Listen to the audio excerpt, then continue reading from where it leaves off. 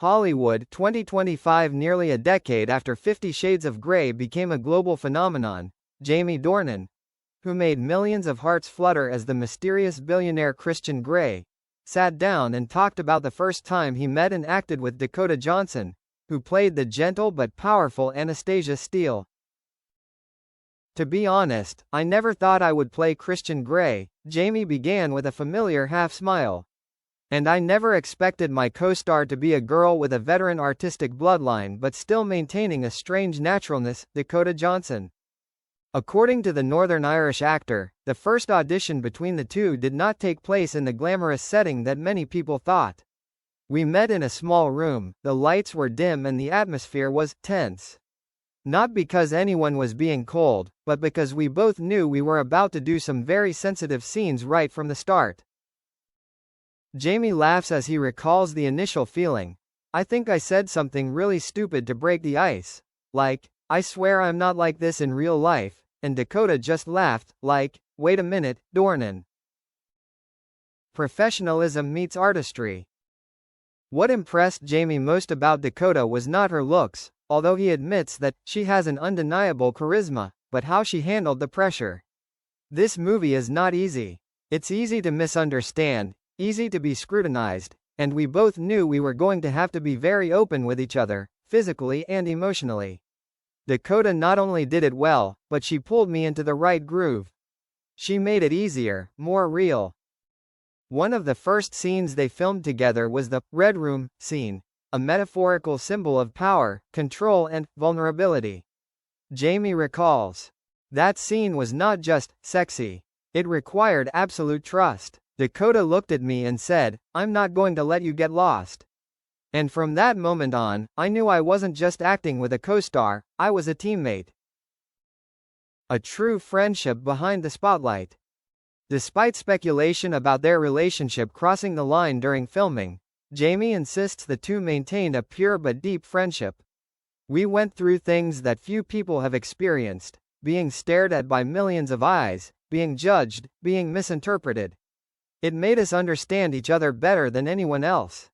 Looking back, Jamie now sees 50 Shades as a great lesson in art, humanity, and courage. And what do you cherish most? "The first time I worked with Dakota, I learned one thing. Acting is not really about showing, but about giving and receiving. And I was lucky that the first person I gave it to was her. We grew up together, in the strangest way possible." Jamie leans back in his chair, eyes glazed over as he talks about what he calls an emotional roller coaster with no handbrakes. 50 Shades wasn't just a career-changing film, it reshaped the way he sees the line between actor and character. "Christian Grey is a complicated guy. And I'm not Christian," Jamie stresses. "But Dakota made me understand that to make a character like that, live, you have to force yourself to sit in that person's head. Not just in the lines, but in the eyes, the gestures, the silences." The pair had to do months of preparation before shooting, from private script readings to working with a psychologist and director Sam Taylor Johnson to portray the fascinating, toxic relationship between Christian and Anna. But it was during the offset sessions, script readings at Dakota's house, or late-night dinners after a long day of shooting, that their friendship was forged. "We were shooting in Vancouver in the middle of winter. The wind was so cold I couldn't feel my face," Jamie recalls. "Dakota was wearing a big coat, holding a hot cup of coffee. I came in, my face was frozen, and she just handed me a scarf and didn't say anything. It was such a small thing, but I remember it forever." There was a rare connection behind the scenes. As the trilogy wrapped, Jamie and Dakota both stepped out of their roles, but not out of each other's lives.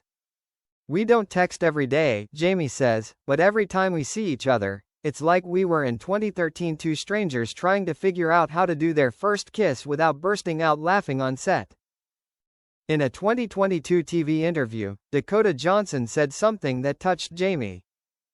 "I don't think anyone could handle Christian Grey better than Jamie Dornan, and no one could make Anna Steele safer than him." When asked how he felt about that, Jamie paused for a moment, then replied in a deeper voice than usual.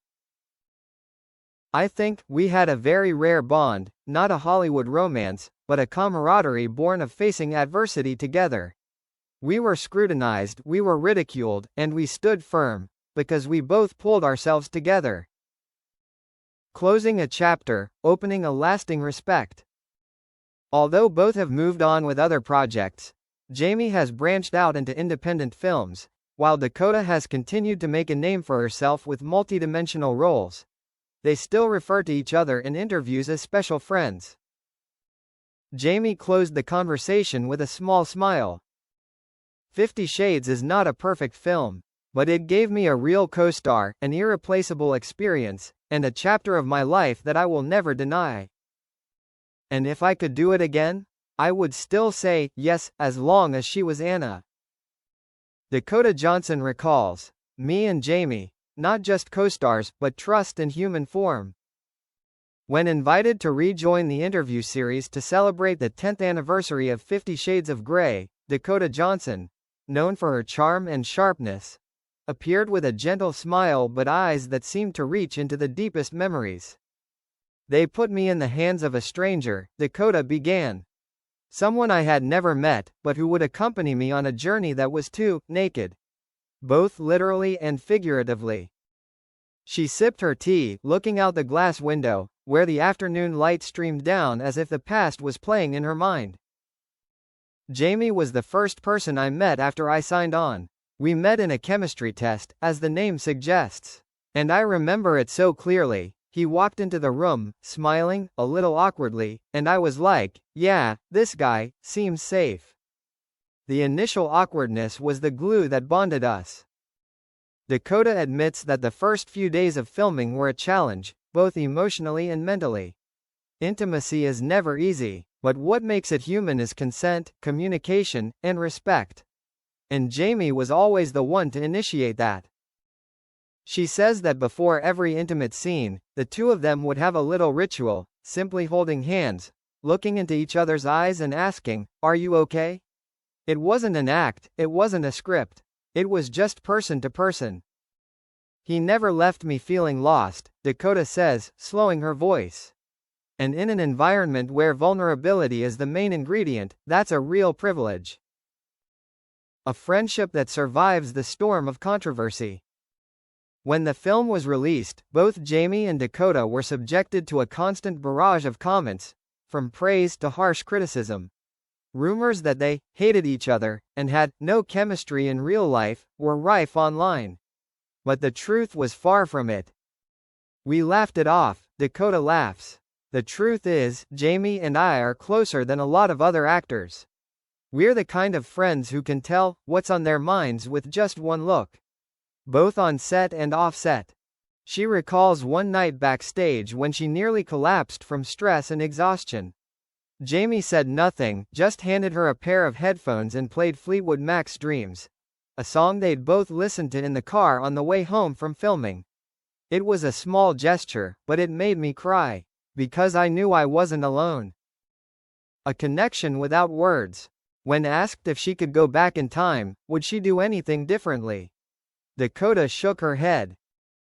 "I am not perfect. Jamie's not perfect. But we gave each other honesty, and that's what made it go beyond the screen." Her voice softened. "Christian and Anna may be products of romance and fantasy, but Jamie and I were products of trust." And if they could act together again? Dakota laughed when asked this question. "As long as there are no more handcuffs and red rooms. I am not saying no."